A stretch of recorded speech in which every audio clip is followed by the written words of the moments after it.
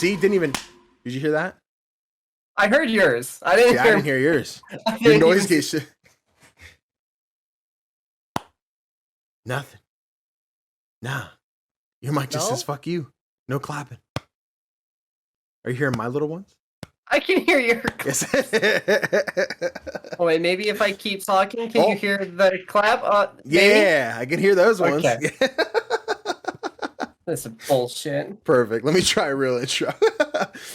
Hey guys, CGDannyB back again with another video. Welcome to the first episode, the inaugural episode of Playlog. That's right. I'm starting, well, I already have a podcast, but like that's a limited one. I'm trying a brand new podcast series, again, called Playlog, where we'll basically sit down with a one-on-one conversation, talk about whatever video game we've been playing, and just kind of go nuts, talk about the things we liked, the things we hated, you know, what things you'd want to change. Towards the end, depending on the game, we might get in a little more spoiler territory. And for the inaugural episode, who else could I have besides Mr. Chris _RV2 himself? Chris, how you doing today?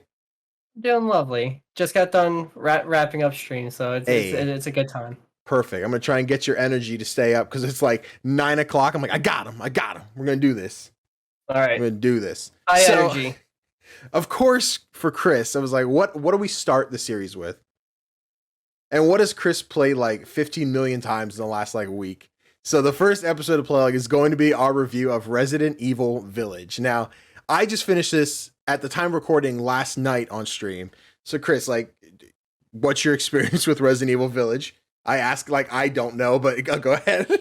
So my overall takeaway is being somebody that's played a large majority of the Resident Evils. This is by far my favorite. I think it's done everything right, because like it used to be 4. Okay. But they had some of like the same systems, like the attaché case system. They brought that back for this one. Big fan of it. You know, it always makes my OCD go crazy, trying to make sure I can pack everything in correctly. But this game just does a lot of things right, and as we talk about it, we'll be getting it more into the reasoning.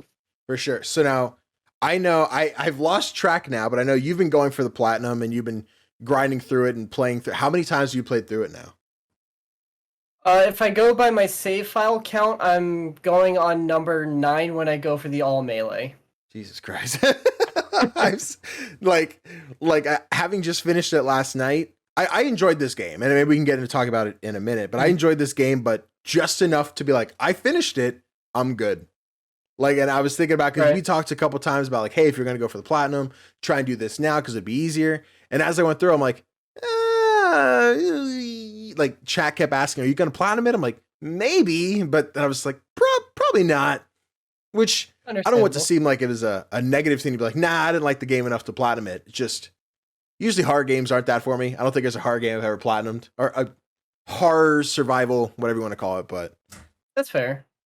Yeah, because when I was looking at the achievement list, like I was like, because like I knew like the hardest difficulty is going to be 1, because that's just how games are just nowadays. Like you can always expect all the difficulties are going to be their own separate achievement or trophy, and then like they have some like some trophy, like you're like, why did they implement that? Like they have 7 like the 777 yen, or like the variation where it's 7,777. I was like, why? Like I told you before, like when I go to look at the trophies, I'll always finish the story and then look. I never took a chance to go look. So like that, you mentioned that one before. Usually if there's like a hardest difficulty one, it's usually a pass for me. Like I've had this dream to go back and do Uncharted, but I know I'm pretty sure with Uncharted, you have to beat the game at least once to unlock crushing and then go play it on crushing. So like I play on normal, unlock crushing, and I just never beaten Uncharted on crushing. So that's like a thing that, you know, in my list, if I could make Uncharted 1 through 4 my 96th, 7th, well, 97th, 98th, 99, and 100th platinums, that'd be really cool. But we'll see how that works out. But enough about Uncharted. So Resident Evil Village, I know you streamed it on launch night, so I guess a little bit like, what did you like about some of the game? Let's start with the gameplay. So compared to like say 7, because that's probably the closest to them, or even compared to like RE2 and RE3 remake, like what did you like about Village more than or less than the others? So It's really strange because I really like and I'm very used to the third person. Right. But the first person it's a nice break away from the normal, especially because like they, for whatever reason, want to keep Ethan's face just not known. Dude, we talked about that all last night. We were bugging. Yeah, so like even like when you go to look at the character model, it's just a shadow. When you look at the concept art, shadow. And I'm like, well, why is it this detrimental that his face just nobody knows? Pete Buskus mentioned it last night. Like we won't get too into spoiler territory at this moment, but towards the end when you have like this third person perspective of the scene, the game's still in first, but you're seeing Ethan kind of walk away and do different things, but all the camera shots are like behind him. And like watching this whole strut to the end, I'm like, they're gonna reveal his face. They're gonna show something, and it's gonna be like important. And my heart's, I'm like, it's gonna be something I don't get. So like my history with RE, I've played 7 was my first, and then I played 2 and 3 remake, and now I've played 8. I dabbled with 0. I think was the one. There was a big train. I forget. But yeah, like I messed with that one, but didn't really play it. So like the RE lore isn't something I'm familiar with. So as if they would have revealed Ethan's face, I would be like, oh my God, he's, I don't know what that means. And like, I made the point to chat. I was like, what if he's Wesker's kid or something? I'm not going to get, and Simon's like, well, actually Wesker's kid was a playable character in 6. I'm like, oh, okay, that's not it. I don't know that. I couldn't tell you. Yeah. I don't know. yeah. Jake was, that was like a whole big thing with Jake. Yeah. And during that, because the cool thing about that one is, you had Jake, and then he teamed up with Sherry, which was a little girl from Resident Evil 2 that Claire and Leon got out of Raccoon City. So those two teamed up, and it was pretty cool. But that's cool. that was 6. A lot of people don't like talking about it. I enjoyed it, but it was I guess technically 6 was my first, but I never finished it. But I don't have a leg to stand on it. So that's fair. But yeah, I guess along with the gameplay, not so much, I guess, something I hated, but something that felt. I guess I don't remember having this much of a problem with 7, and maybe that's because of the map design and like the structure of the buildings. But I can't tell you how many times I've like been fighting something in this small close quarter areas. I'm like, I wish I could dodge this, but I can't see it because I can only see this. And I'm thinking like 2 and 3 were like, I could at least do this, or like I want to go back and watch my whole stream, which like I'm uploading in parts to YouTube. But how many times I've hit circle to like dodge or something, and Ethan's just like, and I'm like, nope, that's not what I wanted to do. Nope, I messed up. so I have done the same thing because like I'm going back and I'm playing Resident Evil 2, and I'm like I really like in 3, like I was like, oh, this dodge mechanic, I'm like that used to be the bane of my existence because like you had to get that perfect timing, and then like you would like roll, and then I was like, ooh, that's super cool. I don't know why they've had this habit of including something in a game, dropping it, forgetting it, and then introducing something new, or just completely removing it. I'm like, why? Like, the dodging felt so nice. You said that dodging was in 3? It was only in 3. It's not in 2. Okay, I was going to ask. So I maybe I just don't remember using it. But 3 just kind of came and went. I enjoyed 3. Nothing I'd say bad about absolutely. it. Absolutely. Yeah, because I mean that one's a different topic, but I enjoy because my opinion changed. I used to prefer 2 over 3, but I'm like, no. After playing 2, I'm like, with no, the remakes? No. 3 is good. The remake is definitely superior. I was saying, I bought 3 remake at launch. I bought 2 like a year after on sale, so I don't know if that means anything. Maybe Jill's just hotter than Leon. I don't know, but I mean, he's like, I'd agree. Yeah, so what? At least one of the things that annoyed me in Village was with the lichens and I don't know the other things you would call them, because they're not zombies, but it's the people with like the swords and like the old like medieval like weaponry, like where they're just going like this, and they're walking towards, and then they just hard cut, and then they just go like that. Because in mercenaries mode, it's so aggravating when I'm just going bop bop bop, and then they dodge, and I'm like, I'm on a timer, stop. Just sit still, please. Yeah, I needed that shot. There were so many just like, damn it, fucking shit. Where I was like lining up my shot, and as I went to shoot, a lichen's like, yoink, not to, you don't think, and that bugged me, but enough where I was like, not frustrated, but I'm like, damn it, I wasted a bullet on. I could have killed you, and I wasted the little bit of ammo, like, which I say a little bit of ammo, but I compared to like 7 or some of the other ones I've played, I felt like even if I was out of ammo in a gun, one of my guns had ammo. Like I wasn't ever left like I got nothing. And maybe maybe that's Duke's doing, you know, that's like I can go buy ammo when I need it, but yeah, because like the thing I love in games is when I have the ability to craft ammo, and the fact that it's like if I'm in like a real tight spot, if I had some leftover scrap and like leftover materials, if I really needed it, I could just be like, all right, my shotgun's out. Let me just make some shotgun bullets. It's a little strange to think when someone's when someone's about to beat you and you're like, hold on a minute, let me just. All right, load up the shotgun. He's got Demetress just like fluffing her hat and like filing her claws. Like, okay, Ethan, take your time. You know, just like oh, you still go. Okay, take as much time as you need. Yeah, do your thing. Yeah, I mean, like ammo was never really an issue. Right. So like the only game that I can, at least of this genre, like the survival horror genre.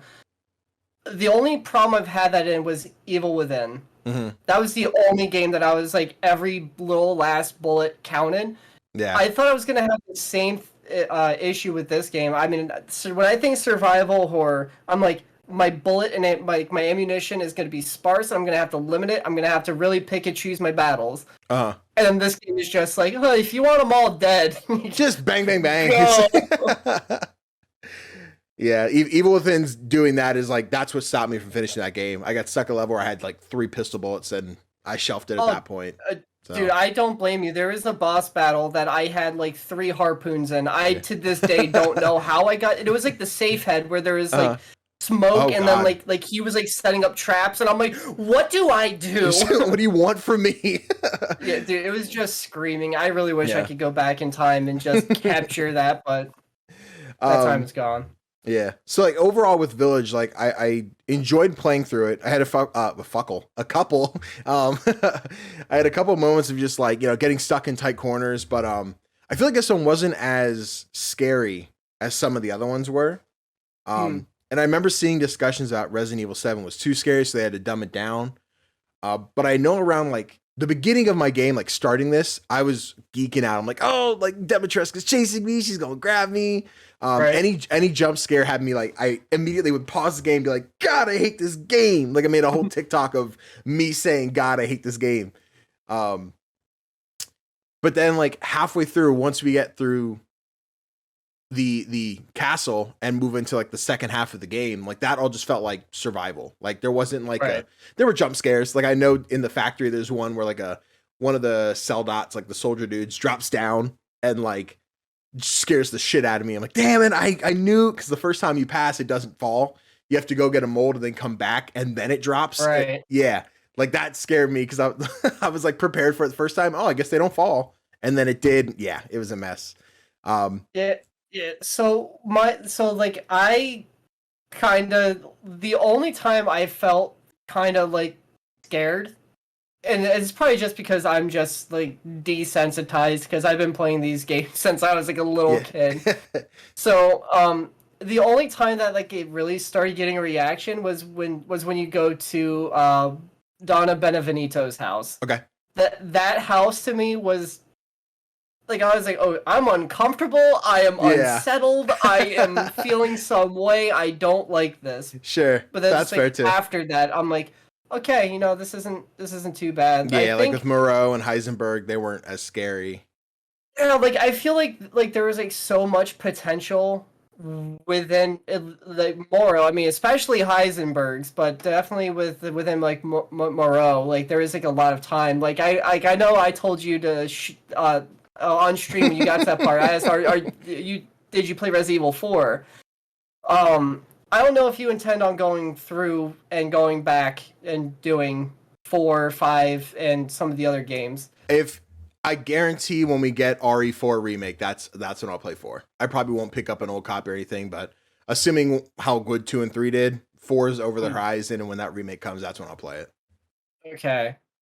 Well, all right. So there's a boss enemy that you're at a fishing dock and there's this giant lake. Yeah, I've seen it. Yeah.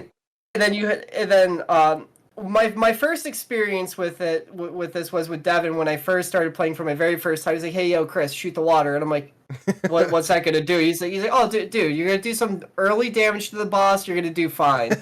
So I shoot the water, and this giant fish that looked like Moreau because I said it when I was streaming it. Like I'm like, that's an awesome callback from RE4. Because it kind of reminded me of the fish boss, but you see the fish pop up and then it swallows you on the dock and then it's game over. So does that happen in 8 or no? Was that just a bit? No. Okay. Because you weren't the only Witch Doctor Gaming. There were a couple people who were like, "Don't shoot the water." I'm like, so I should shoot the water because I'll get a funny bit, maybe a TikTok something out of it. So I shoot the water. I'm like, oh, maybe I'm in the wrong spot. Like not knowing the history of it, I'm like, am I doing it wrong? Everyone in chat's gonna be so pissed because I'm not shooting the water right. And I'm like, nothing happened, guys. I don't know what you want me to do. And like nobody clarified. Nobody was like, just kidding. It's a bit, Danny. You don't get it. You Resident Evil plebeian. So that makes sense now. Yeah. So that's purely from that moment. It was just like an interesting, like, because like I did the same thing where there's like someone that was like screaming at me in chat, "Don't do this," and I'm like, I have to do it for science. Pop, and I'm like, okay, no, we're good. One second, I just got a notification. Hey, Fortnite Chapter 2 Season 7 dropped today, just in case you're interested. They have a Rick and Morty and Superman skin. Kind of cool. I'm not playing it. And Superman? It's cool. It's like Clark Kent, and then and he's Superman. Yeah. Okay. And then, Rick Sanchez is another skin. It's like cel-shaded and shit. It's pretty cool. Oh, jeez. Side note, no one cares about Fortnite. I guess continue with the gameplay. Like, I really liked the environments in this game. I think more than I liked in 7, because I remember 7 was primarily, if not like entirely, in that house or the mansion or whatever it is. And even like saying that, I loved Castle Dimitrescu. Like that was gorgeous environment. Absolutely. And I think it stood out to me the most in the factory, where I said to Chad, I was like, I wish I could see this in like a developer camera mode where I just take off like the dome, the cave of it, and see the structure of how these like train cars and crates and ladders and everything's lined up, where this big freight elevator is, because the intricacies of the level felt really nice. And I liked that a lot. That was like my highlight of this game. So I really, really, really enjoyed that. That was probably, without a doubt, my favorite part of Resident Evil. And the characters were all amazing. Moreau was kind of weird. Dolly pissed me off. But like Dimitrescu, even though the internet just like lost their mind over her. Yeah. So I think what they did marketing wise with Dimitrescu, on point. They knew what they were doing. They knew how they how to get the game to sell. They were like, "Yo, let's release Dimitrescu. Let's get the 3 daughters. Let's get the internet going in that direction." And I mean, like, it built hype perfectly. Yeah. So, go ahead, because while we're on that, it leads into the next one. So go ahead. But yeah. So like just like you were saying, like the world, just like the environment's so beautiful. Like when you get to like that opening shot where you're before you even go through the first building, where you can see the entire village in Castle Dimitrescu. I'm like, that is just beautiful. Like, I just want to picture this. I want to put it as a desktop. And I want to call it a day. That looks beautiful. Yeah, dude. I love the environments. Specifically Dimitrescu Castle and Heisenberg's. Dolly House was all right. The fish, sea, water bay stuff was cool too. But yeah, primarily factory and the castle were like highlights. Yeah. Yep. But we're transitioning into that. Let's talk about Lady Dimitrescu. Because mommy, we all get it, we all know it. The first night of stream was just like her hat pokes into frame and Phantom was like, "Oh my god, mommy, please." Like, right. And I get it, we get it. But it was so interesting seeing all the ads. And maybe that first trailer, because I saw the first 2 trailers again, which have Lady Dimitrescu in them, but like she's not the highlight. Like primarily showing off the lichens and everything. And I think it's the third, maybe it was the second, but at least the third trailer where like we see Dimitrescu, which appears to be like our main villain. Like she's the one, she's our Professor X / Nemesis. Like she's the one that will chase us around this entire game. At least that's the implication I feel I and the rest of the internet got. Right. I got heavy vibes of that. Yeah. So then here's where we'll get into spoiler territory. So for anyone who doesn't want spoilers and wants to click off, Chris, would you recommend this game to them? Oh, absolutely. Perfect. Play Resident Evil Village, pretty great. So now spoiler territory, because now it's gloves are off. Yeah, halfway through this game, like we'll say halfway, if not like just towards the end of the first quarter, like you fight Lady Dimitrescu after you've killed her daughters. She turns into a huge fucking dragon, and you kill her, and she's done. Like she's gone. Right. And then you're introduced to 4 more bosses that you have to go and fight throughout the rest. So like, part of my brain, like it didn't click. I'm like, she's not dead yet, right? Like, she's the reason everyone bought this game, and she's dead. Nah, something's got to happen. And then nothing. Like, she's dead. She's gone. Right. Which really threw me. Because like I had like the same reaction. Like I kind of was picking up that there was more. Like after we killed the second daughter, like I'm like I feel like we're going through these way too fast. Like they were supposed to be sub bosses. There's something wrong because one, these are too easy, and the rate at which we're meeting them and then killing them is like I was like, there's something so much more. Like I was like, Lady Dimitrescu can't be the only villain we're fighting. Right. There's no way. Because once we beat her, like I remember seeing, Dahlia, Moreau, and Heisenberg in that beginning meeting with Miranda. I really didn't think anything of any of them besides Heisenberg. Like I'm like, this dude's coming back for sure. But as we did that fight with the dragon, like I'm focused on the fight primarily, but I'm also like, we're so early in this game. Maybe it's shorter than I thought. Maybe I'm about to finish this thing faster than anyone expected to. Maybe I skipped a whole bunch. I don't know.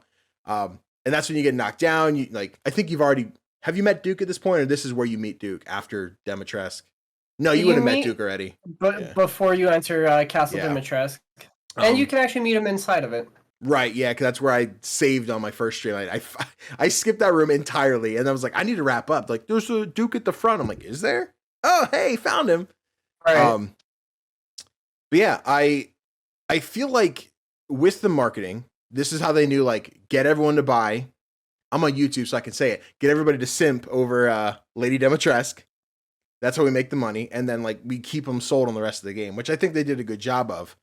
Yeah.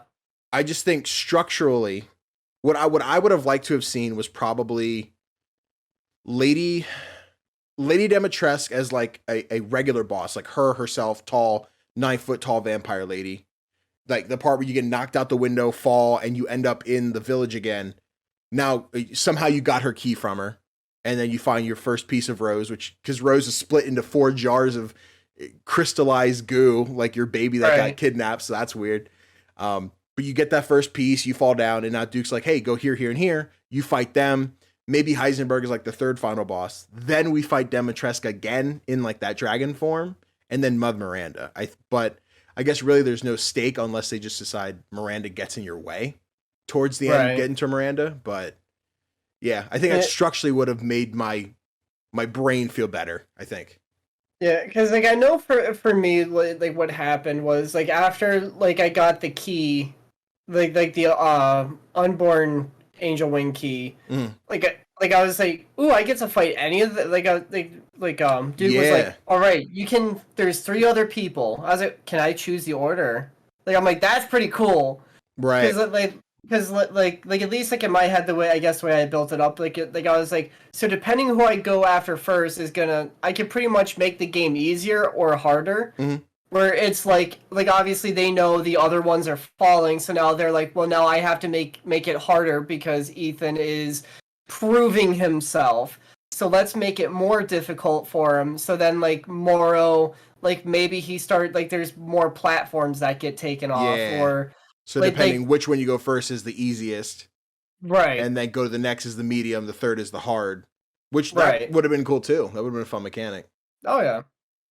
I'm sure it took more design process, but yeah, because like I've been like I'm like I don't know how like the process goes for like making editing, how many resources goes where, but I'm like that would have been really cool. And I'm like, am I upset that it didn't happen? No, because I still think in the end we got a pretty solid gameplay because I felt like the pacing was excellent. Yeah, I think structurally for bosses, I think it feels best to have Heisenberg. If not the final, but like where we actually had him, like the penultimate boss. But definitely after Donna and Moreau. Like I feel like if I had the choice to go to Heisenberg before I did the other two, I wouldn't pick that path. Like I'd want to make sure I take out the lesser beings, which, shots fired at, Dolly and Moreau before I went to Heisenberg, which is how the story's structured regardless. But yeah, if I had that open-ended choices, I would definitely save Heisenberg for last. I feel like it's like the only right option, because like I thought like I'd be walking out of this like having Lady Dimitrescu like my favorite antagonist in from the game, and I'm like, Heisenberg just keeps like the more times I play through it, I'm like, he just keeps going further up, because like I genuinely like I like the direction they went with this character. Yeah, he's like, really dope. Because like I like it where it's like the other three were like, Mother Miranda gave me these abilities, therefore I'm gonna help her realize her vision. I'm gonna help make that come to light. And Heisenberg's like, no, fuck that. I'm gonna use a gift she gave me to go against her. Yeah, why not? Knock her down, dude. Power, I want it. I saw some posts about that, like people finished this game way before I did, with me streaming and only doing so much a week. I saw some people saying like, I want DLC that highlights Duke and Heisenberg. I want to know more about these characters, and I'd love to see that. Now, I'm not one to typically go back and do DLC, depending on what it is. So that'd be something I'd probably absorb from another creator. But I would like to see more on Heisenberg. Like, this guy's cool. I like his character. I mean, he rocks a hammer, whatever you want to call it. So that's always my weapon of choice. So I fucks with it. Yeah, it's because like I've been trying to figure out what they're doing and what they're going to be doing in terms of like DLC. There's only like one direction I could see them going, and that would that would just more or less just be it's Chris and the BSAA. Okay. Because full spoilers. The plot of Village or post or post, because like reasonably it would be in the time gap that we get between the ending where they're flying away and where like Rose is on the bus for the post credit, so like it would fit in between that slot. But it would the only way I can honestly see it is Chris and his team, they are going after the BSAA because of the I don't know if you caught on to it, but there was the person at the end on his team that was like, hey Chris, they're not sending soldiers in, they're sending infected people to go in and do it. Like I'm like, as soon as like I saw that in my head and Chris was like, reroute, we have to go take care of this, I'm like, that right there's a DLC. And I'm not going to be upset by that, because if I get to play as Chris Redfield again, I want to do it. Well, yeah, like the moment you get to play as Chris in this game, like you beat Heisenberg, Mother Miranda's like, hey, Ethan, fuck you. And she kills you. Right. And like at this point, again, as not knowing anything about like Resident Evil lore and like what's happening here, and even after seeing the end and they explained it, like I had to go watch like a Resident Evil Village like explain that ending, and still like don't understand half of it. But yeah, you get to play as Chris, and I was like, damn, why couldn't I have these guns the whole game? Like I actually feel like I don't have to fear anything. Like I'm just popping Lycan skulls off. I got chat like, yo, that pistol's OP, dude. Oh my god. Like, dude, when I got that pistol, I was like, oh my god, this felt so great. Like, I'm like, this is the best shooting pistol I've had in the game. And then you just pull out his 74U, and you're just like, I'm like, where was this the whole game? Right. It's, I really enjoyed that. And I was wondering if that was like I beat the game, and now like in my weapon catalog, I have Chris's guns. I assume not. Like when you're playing through again as Ethan, you can't have Chris's stuff. So the thing I love about what they did with this Resident Evil, and they handled this one a lot better than 3 Make, is they continue the trend where in the bonus shop you can buy Chris's weapons. Okay. And then there's an assault rifle you can purchase with the points you've earned throughout your playthrough of the game. You can purchase that, and then you go to Duke and you can buy them for cheap. Gotcha. So like Chris's karambit knife, the pistol, and the assault rifle you can get And then, as well as like any weapon you fully upgraded in campaign, you could go to that same shop and you could buy infinite ammo. Cool.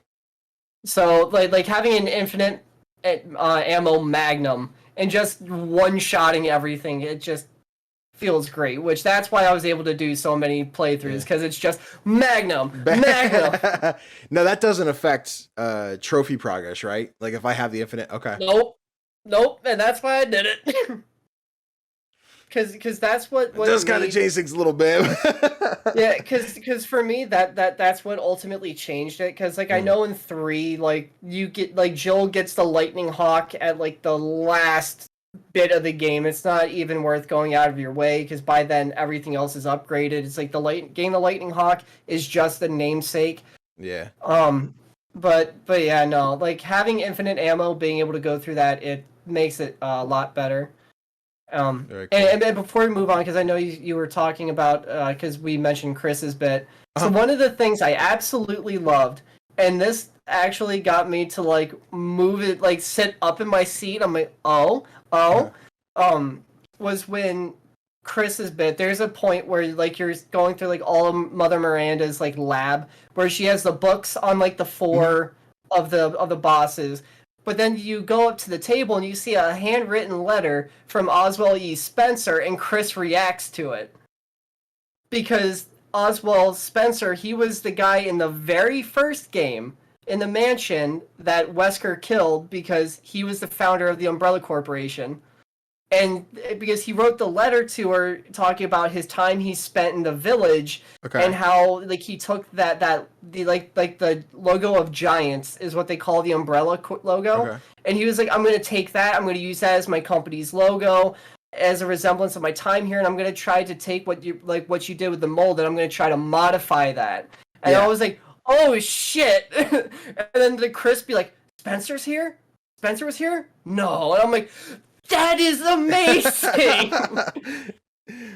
I'm glad you got that moment, because like that was all over my. None of that, hit me, having no experience with Resident Evil. Like it was just, I picked up the notes, I look at the picture, I'm like, there's a baby in that one. Oh, she's a scientist. I don't know. Okay, and like I kept picking it up, put them down. Like it was all just images to me. Yeah, so like that one got me to move. The one that got me to clip the mic because I was laughing too hard was when Heisenberg goes, "No, my metal army! I'm gonna murder that boulder punching asshole." Yeah. And I'm like, how would he know? Yeah, that he punched a fucking boulder. Yeah, but, it was that was like a neat little callback that I was like, you know what? I love it. I love it. But yeah, hearing Chris like react to that, like I was like, that happened in his world, and I'm like, and it helps further his story too, because now like Chris is like, so this is how far back it goes. Yeah. And so now like it kind of makes me think, as for like Chris as the character, just knowing like his history and all that, how deep the roots go. I want to know if he's gonna like see what's even deeper. Yeah. Because just I know mentally I'd be in that state where like, it's what's like, next? What else is going on? I don't get it. Where it's like where else is being affected? Like where else has like Spencer had like his tie-ins, and just how deep does the rabbit hole go? Yeah, that's so interesting, because like I look at it, we're looking at two polar opposites. Where again, like you have so much experience with Resident Evil, and like you enjoyed some of these Easter eggs. Where I'm looking at it as this is all realistically like new story to me. None of it makes sense, and part of it feels like a world that. I think of it the way like Connor explains One Piece, where like our main characters are important to this world, but they're not necessary.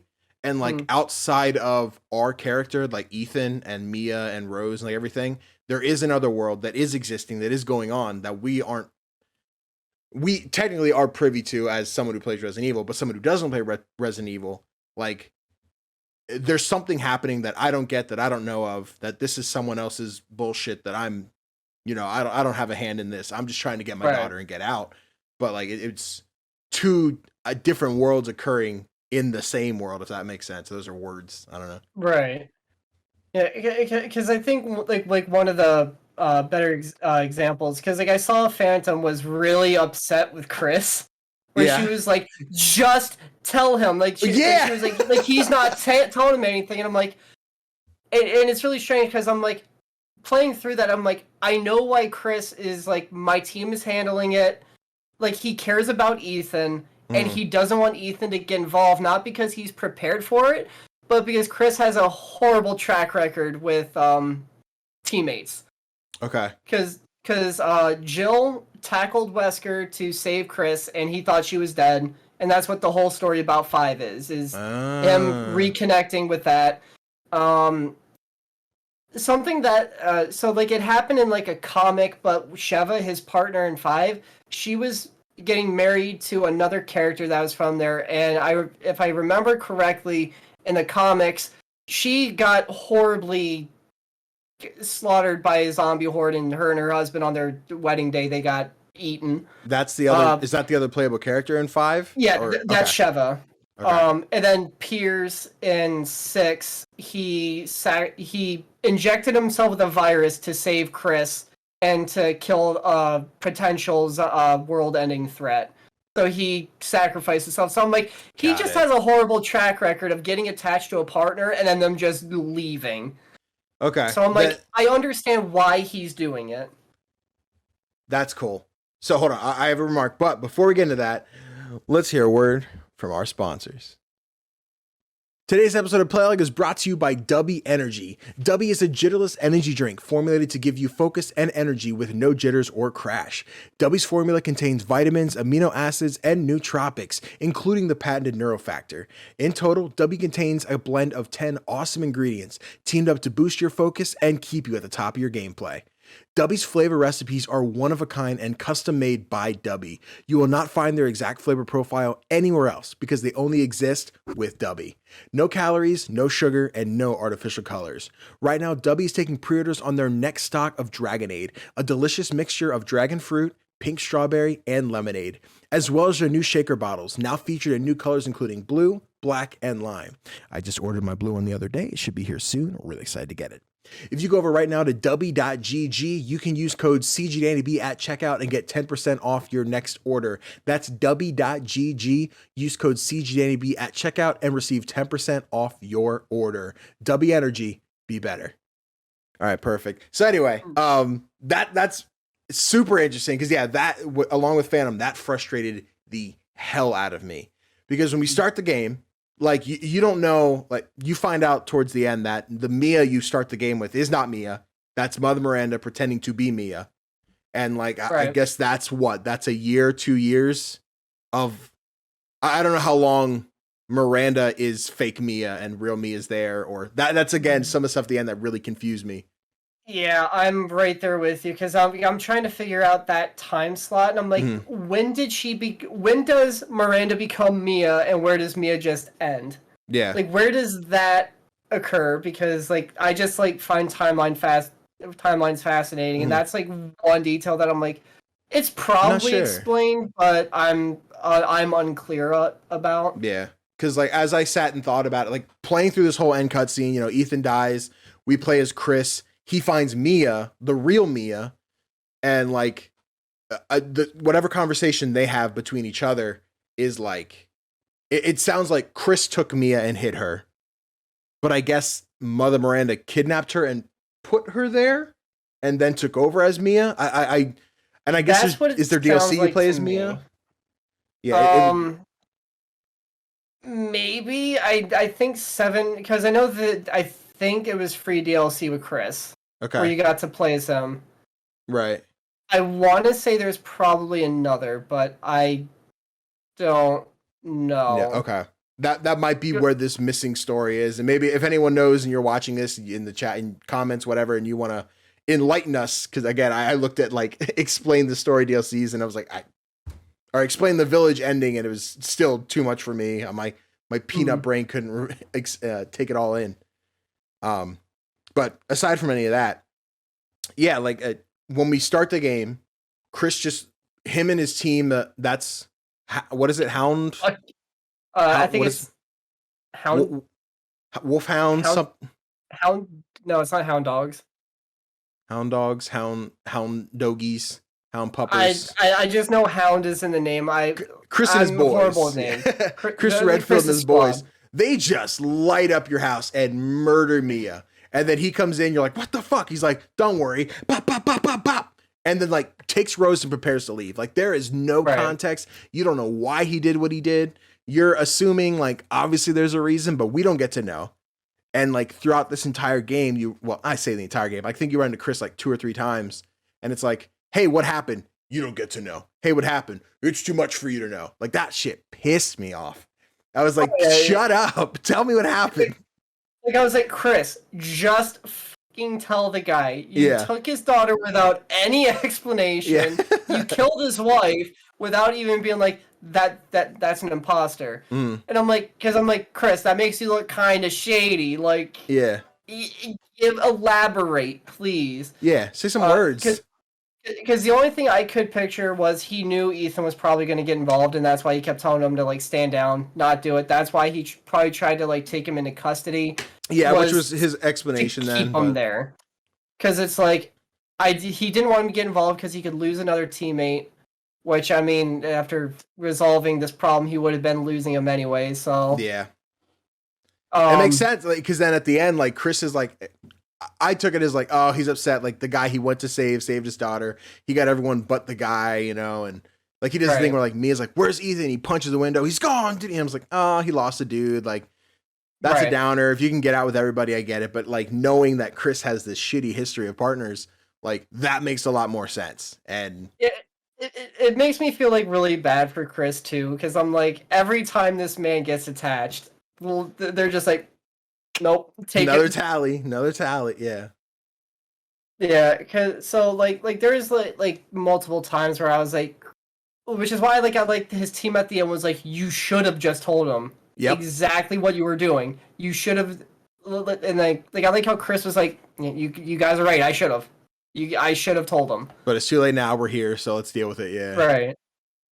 That's so weird. Which I thought was funny. Like when Chris was like, Ethan's gone, he's dead, and Mia's like, no, he's not. And then she's like, he's different than everybody else. I was like, the fuck you mean? Right, okay, so then that's another, like, we'll bring it back to confusing, and maybe someone else gets it, but I sure fucking don't. But, like, so Ethan, at the beginning of 7, like, when you have your first fight with Mia, and you get, like, turned around, welcome to the family, bop, like, right there, you're killed. And buried, and you're dead. So then Ethan comes back. Well, before that, Ethan was at the table and they fed him whatever meat was on the table, which was the megamycete, whatever that. Yeah, whatever that shit was. Like I guess he was fed that, and that was what made him one of the weird regenerating people. Which explains like when his hand's chopped off, why he can just staple it back on, or when Demetrius like just I'm having a bad day, just put the hand back on, screw it back on. Water. Yeah. Which explains that because as a meme, I'm like, it's a horror game, things happen, magic goo. But then it's like it's not necessarily the goo, it's Ethan's some freaky psycho something or other. Right. So then Mia knew this, but didn't, but did. And then Ethan, I guess, just revived himself and went through the story of 7 and 8, and then found out he was. It's a mess. I'm like still lost at it. Yeah, because like I feel like I want to go back and I want to play through 7 again because like I feel like there is so much I missed because I was like too absorbed. Like I'm like, this is a brand new story. This is all new. Nothing is. Like whatever happened in the past, it's not happening. But now clearly the past still did happen, and it's not a new timeline. Yeah, it's all one continuity. So I'm like, I feel like I have to go back because like I got the explanation. I even watched. Remember, I watched the opening video where it's like, here's a refresher about things from 7, and I'm like, okay. Yeah, I think either I played it or skipped it. I forget. I don't know. Like I'm like, I definitely missed some details, but I'm still trying to wrap my head around the fact that homie became the mold and is just able to just, as long as that megamycete over in like Europe is still alive, him over in America is fine. How powerful so wait, what's this other megamycete in Europe? What's so this? yeah, because it's the one in Village. Okay, so that's the one we blew up. About, yeah, the Okay. one we blew up. Because at least the way they referenced it, like Mia was talking about stuff that's not it. At least I don't think would be over in America, and like the Heisenberg kept phrasing over in America. Because he was it's when you're walking to the factory, or it's when he's talking to you, but he's like, yeah, everybody knows what happened over in America or Louisiana, and I'm like, Yeah. okay, so we're outside of that. So now I'm like, so that Megamycete, how powerful is this shit? Apparently that very. It's getting over. It's spreading through the water. There's a water of just nemesis just swimming out there waiting for someone in a boat. Like that's scary. Wow. Yeah, there's a lot to pick at this story. Yeah. Yeah, like they really like picked at like all like the lore of just everything, because like there is even like, because like I was like, it doesn't feel like an actual virus, like what it was. Like to me, it was like more like the Las Plagas from 4, which I mean, I'm gonna go back through that, but it was like the disease of that game that like I think they took like bugs and like they put them inside people, and then that would transform them into that infected. Which like I was like, what? Like I'm like, so like each game, which one, everybody that was complaining that oh they're not zombies. Everybody loves 4, but then forget bugs. Bugs. but yeah, like I thought it was like something like that, and I'm like, it is in a way, but it's still something new. So I'm like, this world of Resident Evil is just COVID pales in comparison to whatever happens in this world. If that was the case, I would just stay at my house with Chris coming in and shooting at my wife and kidnapping my kid. I'm like, you know what, Chris, go for it. I don't have time for this. You're fine. Take care. Have fun. Danny, stay behind. You're not ready for this. Oh, no, trust me. Yeah. I know. I got my PS5. Have fun. I'm good.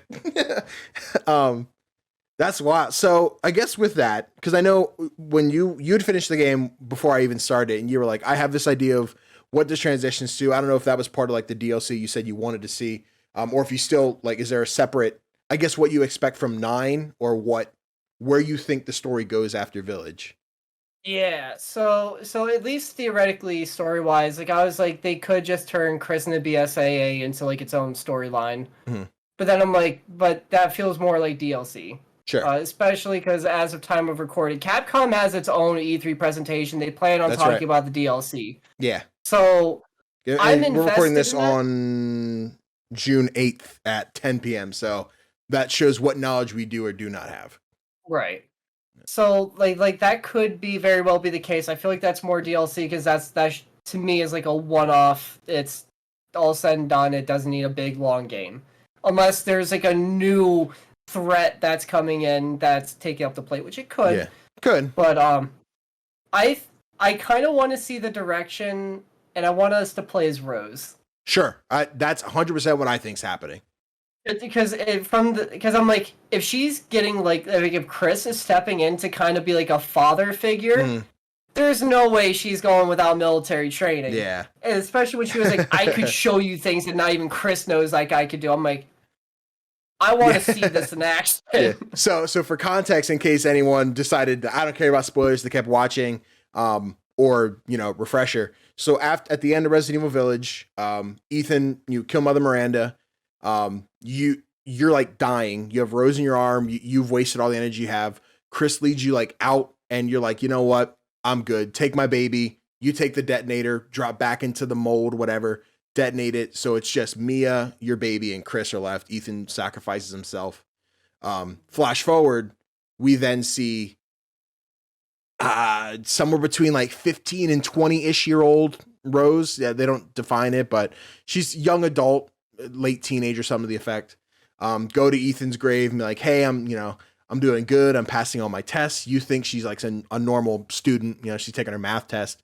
When like this BSSA thing pulls up, homie pops out like, yo, Rose, it's time to go. She's like, oh, all right. Chris needs me. And you're like, oh no, she's she's doing some stuff. Like she's in, whatever military stuff. You get in the car, drive off, and that's where, you're left to be like, what happens now with Rose? So I highly think 9, and then they end 8 by saying like dad's or father's story is over. I was waiting to be like, now it's the daughter's story or something like that. They didn't, just end it with father's. Right. So yeah, I think 9 is definitely a Rosemary story.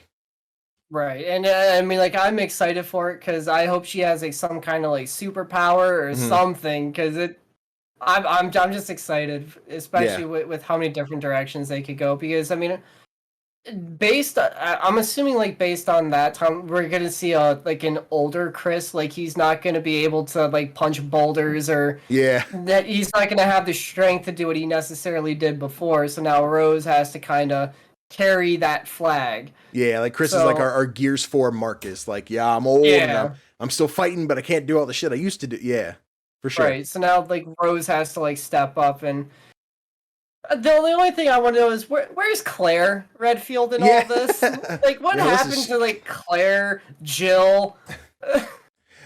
So that's another thing I kind of pondered. I don't know how the transition is for the RE verse, like from 6 to 7, like who's alive, who isn't alive, who retires. I can't deal with the zombie shit anymore. What the case is. I'm assuming these characters still exist out here. They're still dealing with zombie bullshit. So I guess there could easily be a chance that like Leon is like much younger than Chris. Are they? I don't know what that age difference looks like. Maybe we see Leon take over the mantle as what Chris was to Ethan. Maybe Leon is training Rose or helping with Rose or. I think Leon is younger because based on 1 and 2, like I think I want to say Chris was like in like his mid-20s, and Leon in the 2 make he looked like he was like fresh out of like high school, right? Like he was baby face, and I was like, so he could be like early 20s where Chris is like mid-20s. That's how I've always kind of just. So they'd still be fairly close though. Yeah. Interesting. Because I know 6 was like Leon. He was doing stuff for like the president, and he was kind of like in like the Secret Service kind of field. So like I don't think we even know like what he did after 6. I just always took it as he's still chasing Ada. He's still like, that's my girlfriend, and Ada's like super secret agent. I'm with them, but I'm not with them. But when I see him, somewhere we're gonna get feelings, and I'm gonna use him to help me with my mission. But then I'm gonna disappear into the shadow of the night. I'm like, just do something already. Bring that together. So I think he's still probably trying to track her down. But yeah, in reference to like where everyone is, like I'm like I don't know because like Claire after 2, and I think she's the main character in Code Veronica X. Okay. Because I had that game on the PlayStation 2. Like I'm like, she was still doing stuff, but I don't know what she's doing now. Okay. Especially with how they're retconning some things. Especially Jill. Like, where's Jill? What is her and Carlos doing? Yeah, where is Jill? Why is she out here playing Dead by Daylight? We all know that game's shit. Anyway. I'm so because like, which I feel like, again, this is an E3 thing. I think they're gonna announce Resident Evil 4 make. Yeah, I think so. I think it's gonna happen. Like, hey, here's DLC, but then here's Resident Evil 4. When they get around to retconning 5, I think that's gonna fit where she might be in the story a little bit better, because all things given. Where Claire fits in the story. Resident Evil 5 is for Jill. Claire, I'm not even sure where her story picks up. I know it's not in any one of the main numbered games. Okay. Gotcha. So like 2 was like her only shot, and then like there's like a branch off, Code Veronica X. That's the last game I remember her being in. Okay. And then that's where like it just kind of like falls off. So then, even thinking about it, think she's referenced. Like that way, where they typically, it seems like they more often. Well, I guess we had 2 and 3 back to back, but that was a development thing. Do you think we get 4 and 5 remake before we get 9? Because I likely see that we get the 4 remake, 9, and then a 5 remake, unless they do the double development. But I like 2 and 3 are like same world. Like I don't think 4 and 5 are as similar as 2 and 3 are, where you can just copy paste assets and Yeah, continue. because legitimately with 2 and 3, the way they did it, if the way they released the games was pretty on point because in 2, they had the assets for the police station, which they used for Carlos bits, Yep. as well as the gun store from Leon's campaign and Claire's, but mainly Leon's. From when you do that with Jill, where you're going through and you're talking to the shop owner, which again, those 2 games are happening at the same time. So if they didn't reuse some of the assets, I would have been a little like, but That's they weird. happen Yeah. identically, which is really weird to think that at the same time, Mr. X is hunting them down. Nemesis is also hunting. They do like a Scooby-Doo, like, you seen him? I don't know. All right, good luck. And they just like pass, like stars, and he just holds up like a wanted poster, and it's just That's funny. Just two tyrants walking around Raccoon City. Any kind of shit. But yeah, I think with whatever 9 turns into with, Rosemary's story, we know that she can do or believes she can do something out of the ordinary. We know Ethan was just kind of like, I guess, regenerative more than anything. Like, he didn't really have a power like, Heisenberg or Lady Dimitrescu or anything. He was more like the Bakers. Is that the family from 7? Bakers? Yeah. His last name? Yes, he was more like them, where he was not as psychotic and zombie-like, but he was kind of like a perfected infected, I guess. Like, he was a normal dude who could just regenerate. So I'm assuming Rose will be that plus something. Yeah, because like I think that like her having like some kind of like superpower, like whether it be like given to her from like Mother Miranda when she was reformed back as a baby, like that definitely feels like that's like from like around that, and like why like when like the one guy called her a name, I Evelyn. forget what Evelyn, and then she like got, and then the guy was like, I could take the shot. Like I was like, they wouldn't include that detail if Rose wasn't if there was right like there like she like there's something like, because like if like I walked up to Danny and I grabbed it, no one's gonna be like, I could take the shot. They're gonna know that Danny's just. Well, I don't know. I'm a black guy in America. And then I end up like this. Anyone might take a shot. I'm a black dude in America. Like, easily just be like, is he touching a white man? Like, that's why I don't touch white people in public. It's fine. So like it kind of just like reinforces that there is something more than what they're showing, especially when she was like, wow, way to keep your cool. So like it comes across, it triggers when she's angry because she doesn't know how to control it. Probably because Chris doesn't want her to. Yeah. If I'm being real, Chris is probably like, I don't want her to like relive. Like, this is what her father fought against. And he's probably afraid of the power she could have, and therefore it makes him afraid because he knows that he won't be able to stop it. Yeah. But she probably, like, it's like one of those, she needs to learn how to control it, but so there's a lot of different directions they could take with it. Something, and maybe it's too far off, but maybe it's just the thought I had with Mother Miranda. Like, she took Rose and dissected her, reassembled her, and started trying to transfer Evelyn into, and that's in a whole nother part of the story, which again over my head, but try to transfer like her daughter's entity, soul, whatever, into Rose's body. What if there is some remnants of that, and Rose is like Mother Miranda, like, and that final boss fight where she turns into a fucking spider and like a dark angel and all that weird shit. What if like she could turn into lichens, or she can do something like that? Like, I think that's a possibility of what Rose can do. We won't know until it's here, but I think that's going to be the headcanon I tell myself until we see it. Until I see like Resident Evil 9, like that stamp of here it is. I mean, when that does happen, I'll be dissecting that trailer like frame by frame. But for sure, it's just like one of those things where it's just like an interesting like little like, where are they going with this? Especially when they said, like you mentioned earlier, where they're like, the father's story is now done. Like, I was like, it made me like really sad because I remember watching the first trailer for Village, and then where they said his story comes to an end, and then they immediately show Chris. Like, I was like, is he dying? My boy is dying? Like, I was like, has he been a werewolf this whole time? That's gonna cause some confusion, but it's cool as fuck. And then it's just they flipped that whole trailer like on its head. Yeah, thought that was good. Like even based on the thumbnail and like it's Chris, half Lycan. Like I assumed that was gonna be part. It wasn't, and maybe DLC. I don't know, but it doesn't seem like that was just probably more of just a cover up. You like good guy, bad guy, as opposed to Chris is a Lycan. But right. Yeah, because especially when you see Urias at the beginning, because fun fact, that's the name of the guy. Well, at least the last name, Chief Urias, the big dude with the hammer in the initial Lycan attack. Yeah, he's the guy. His fight sucked. I hated him. Yeah, it was a fun fight. Too small of an arena. Make it bigger. At that point, I remember like I was like, chat. Now here's why I preserve Magnum ammo, because a big fucks like him, and there was like 3 bullets, and he was down. Damn. All right, should have had the Magnum.